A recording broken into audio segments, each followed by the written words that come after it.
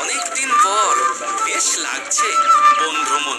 মাঝে মাঝে কাজের ফাঁকে এইসব জায়গায় এলে মন খুব ভালো লাগে। শুদ্ধ বাতাস, মাটির সোনা গন্ধ, পাখির কলতান, আহা।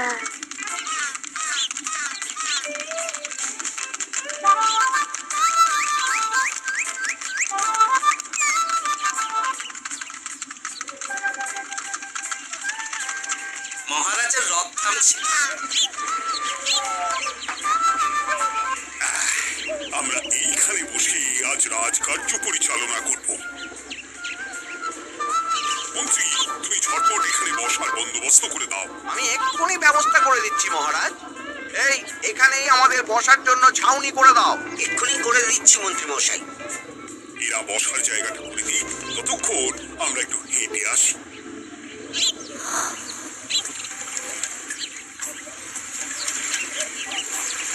সকালবেলা হাঁটা শরীরের পক্ষে খুব ভালো মহারাজ।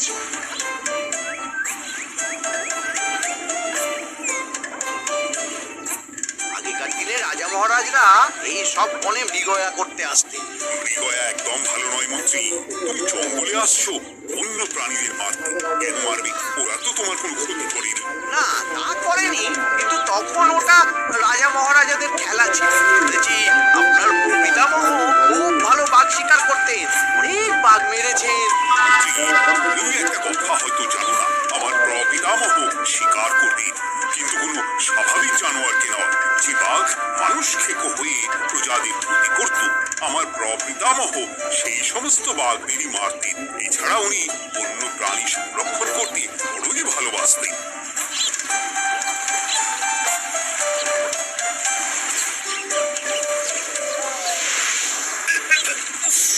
এটা আবার কি? এই এটা আবার কোথা থেকে উড়ে এলো? কোথাও তো ঝড় হাওয়া কিছুই নেই।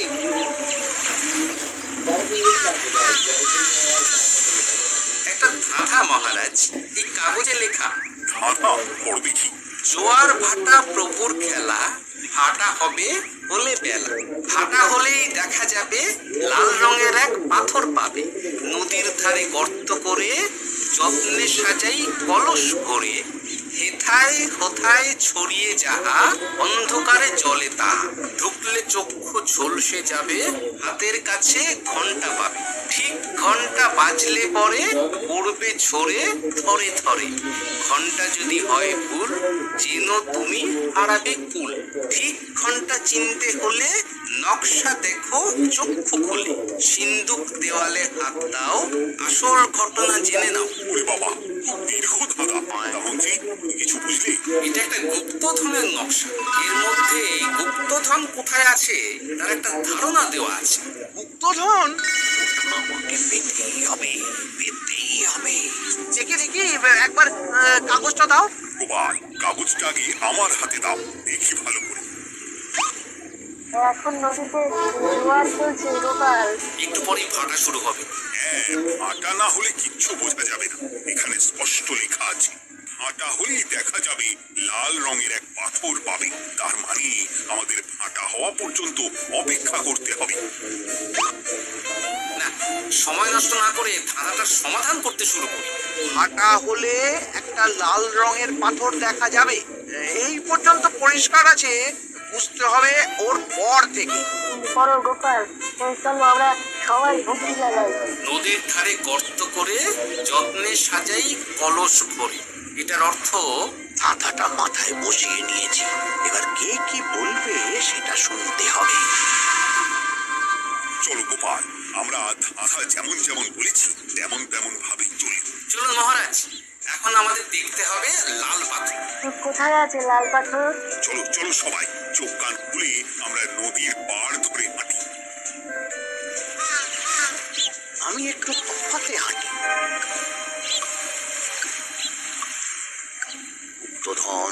একা পেতে হবে। ফাটা হলেই দেখা যাবে লাল রঙের এক পাথর পাবে। আমাকে চোখ কান খোলা রাখতে হবে। লাল পাথর, নদীর চড়ায় লাল পাথর দেখতে হবে। লাল পাথর, লাল পাথর। ওটা কি? এই তো লাল পাথর, লাল পাথর। ওরা অনেকটা এগিয়ে গেছে, ওদের আমার দিকে নজর নেই। এই সুযোগ, এই সুযোগ, একা একা গুপ্তধন নিয়ে পালাবো।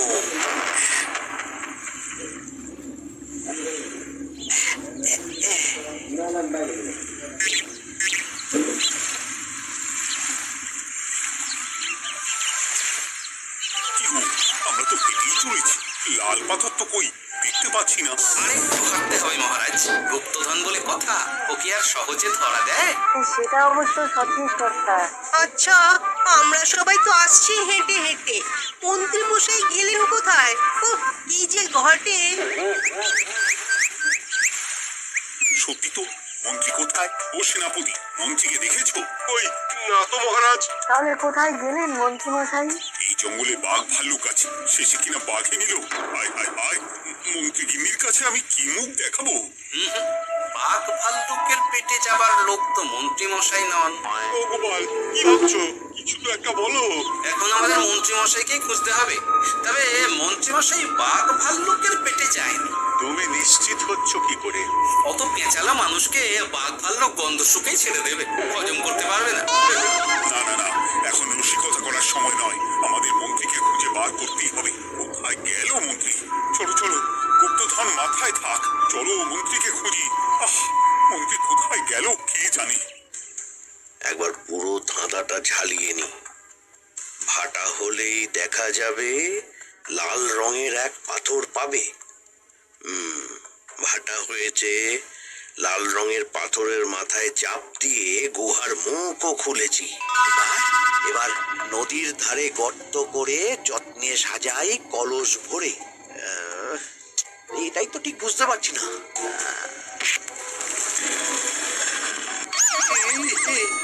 এই রে, এবার কি হবে? হ্যাঁ, মহারাজ, কোথাও একটা আওয়াজ হলো। আওয়াজটা কোন দিক থেকে হলো? চলুন সামনে এগিয়ে যাই। আমার মনে হয় আওয়াজটা সামনের দিক থেকে এলো। আমারও তাই মনে হলো। তবে কি মন্ত্রী মশাই লাল পাথরের হদিশ পেয়ে গেছেন? আমাদের চোখে পড়লো না, অথচ মন্ত্রী মশাইয়ের চোখে পড়ে গেল। আসলে আমরা কথা বলতে বলতে গেছি, তাই নজরে পড়েনি। মন্ত্রী মশাই একা একা আমাদের পেছন পেছন আসছিলেন। উনি ইচ্ছে করেই আমাদের পেছনে পেছনে আসছিলেন। এই যে একা গুপ্তধন নিয়ে যেতে চেয়েছিলেন, এখন কোথায় আছেন কে জানে।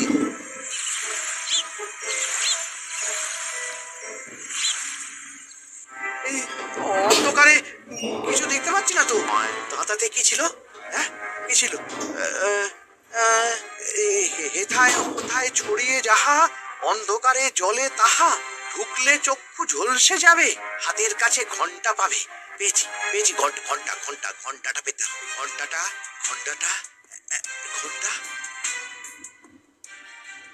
ফাটা হলেই দেখা যাবে লাল রঙের এক পাথর পাবে।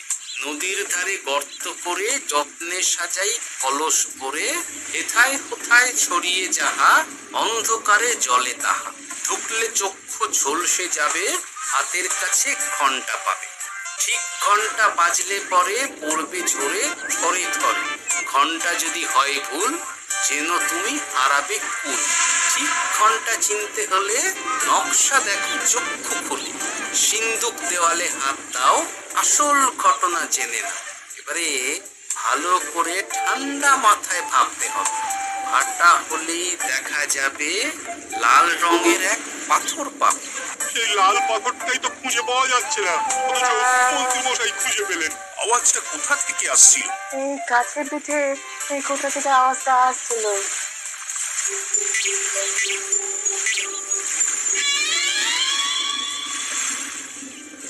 এই তো, এইটাই মনে হয় সেই লাল পাথর। একটু নাড়িয়ে চাড়িয়ে দেখি তো কিছু হয় কিনা।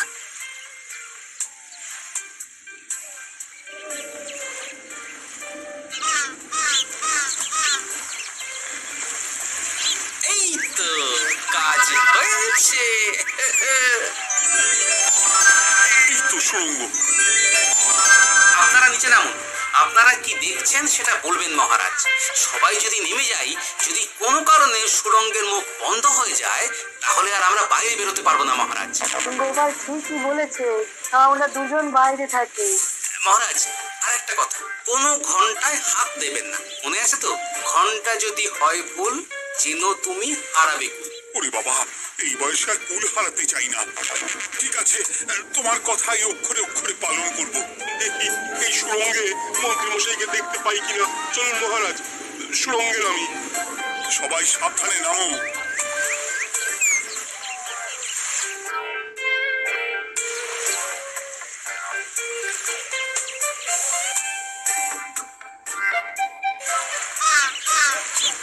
মহারাজ, ওখানে কি কি দেখতে পাচ্ছেন?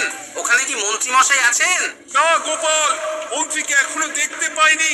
শুধু আমি এখানে অজস্র পাথর দেখতে পাচ্ছি। পাথরে পাথরে ছয়লা, ছোট বড় অজস্র। পাথরগুলো বড় অদ্ভুত, কিরকম কিরকম মানুষ মানুষ করুন। লম্বা বেটে অনেক রকম।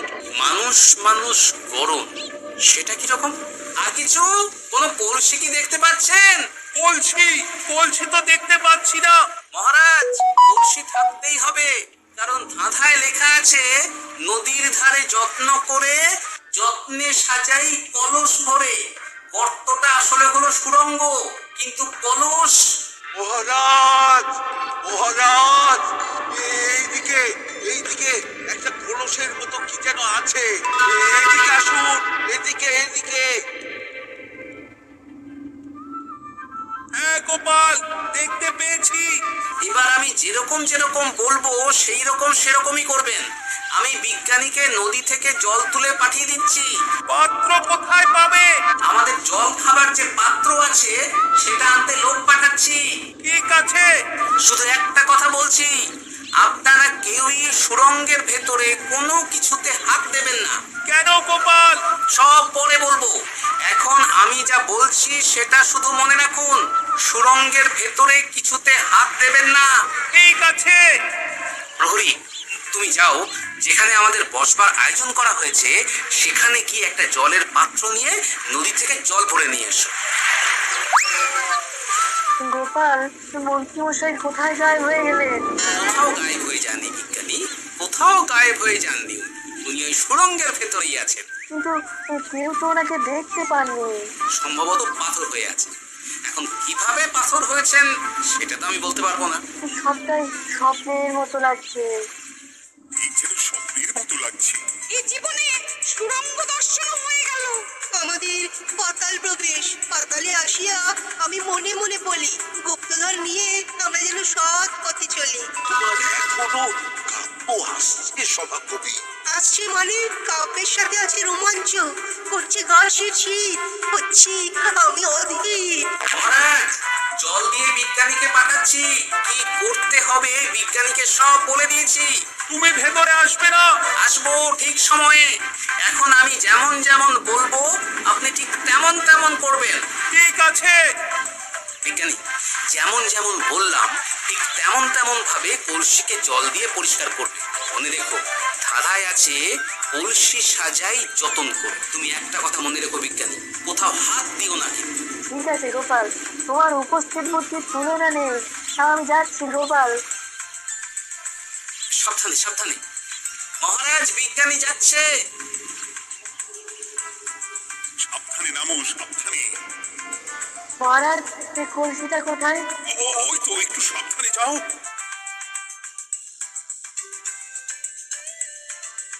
বিজ্ঞানী, কলসির দেখা পেয়েছো? পেয়েছি পেয়েছি পেয়েছি। এবারে কলসিটাকে ভালো করে জল দিয়ে ধুয়ে দাও। কলসির আলোয় সুড়ঙ্গ আলোকিত গোপাল। এরপর কি? ভালো করে দেখুন মহারাজ, কোথাও ঘন্টা দেখতে পাচ্ছেন কিনা? ঘন্টা? একটা তো নয়, সার সার ঘন্টা, অনেকগুলো ঘন্টা। সাবধান, ঘন্টায় হাত দেবেন না, শুধু দেখুন।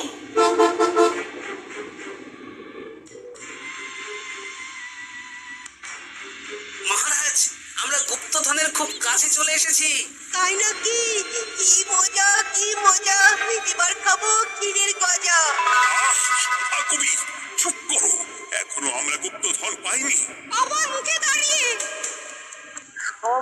তারা আঁকা। বিজ্ঞানী, কোনো ঘন্টায় চাঁদের নকশা করা আছে কি? একটু দেখে বলো না। আমি আতস কাজ নিয়েই দেখছি, সব ঘন্টাতেই তারা আঁকা। খবরদার, কোনো ঘন্টাকেই ছোঁবে না। ঠিক আছে, কোনো কিছু না ছুঁয়ে আমি দেখছি। দেখছি গোপাল, চাঁদ আঁকার ঘন্টা পেয়েছি। ওই ঘন্টাটা বাজাও।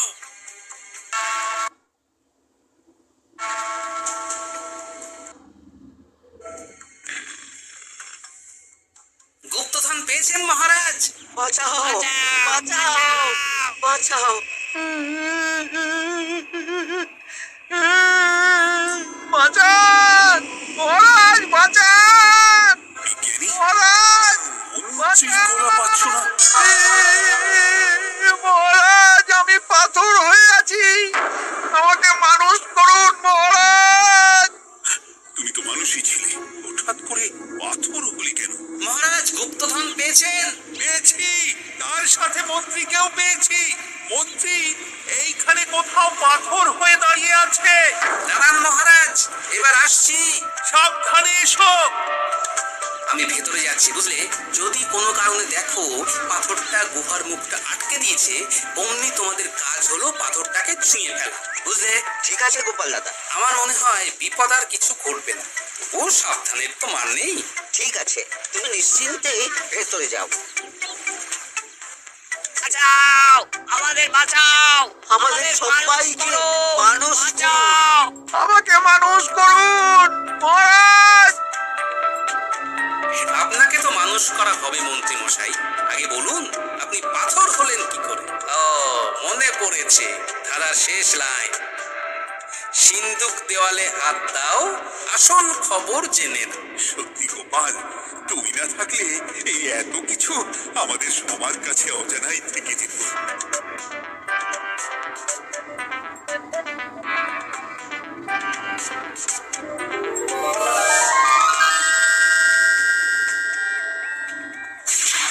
ধন্যবাদ আমাকে মুক্ত করার জন্য।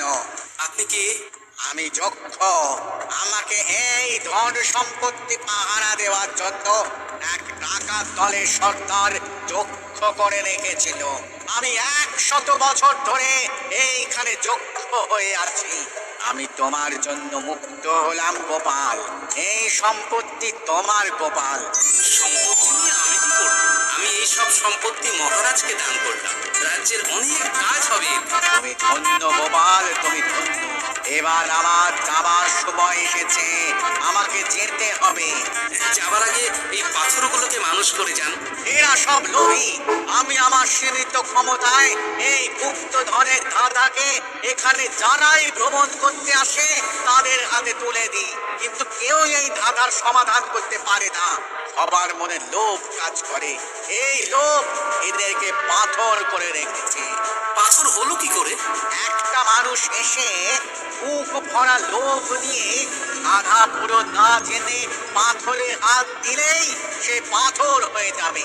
আমাদের আমাদের ভুল হয়েছে, আর লোভ করবো না, আমাদের বাঁচাও। আমাকে মুক্ত করে দিন, আমার খুব ভুল হয়েছে মহারাজ, মুক্ত করে দিন আমায়। তুমি এখানে আগে এসেছিলে, তাই তো আগে এসে ভাবলে নিজেই একা একা গুপ্তধনকে হরপ করে দেবে। এদিকে তোমাকে না দেখতে পেয়ে আমাদের কত চিন্তা হচ্ছিল। যারা লোভী তারা কারো কথা ভাবে না, শুধু নিজের কথা ভাবে। আমাকে আর একটা সুযোগ দিন, আমি আর লোভ করবো না মহারাজ। ধুর, তোমার কথার কোনো দামই নেই। না মহারাজ, আমাকে আমাকে আর একটা সুযোগ দিয়ে দেখুন, আমি আর লোভ করবো না, আমাকে মানুষ করুন মহারাজ। আমাদের সবাইকে আমাদের সবাইকে মানুষ করুন, দয়া করে দয়া করুন। যক্ষরাজ, এদের আপনি ক্ষমা করে দিন। ঠিক আছে, তোমাদের আবার মানুষ করে দিচ্ছি।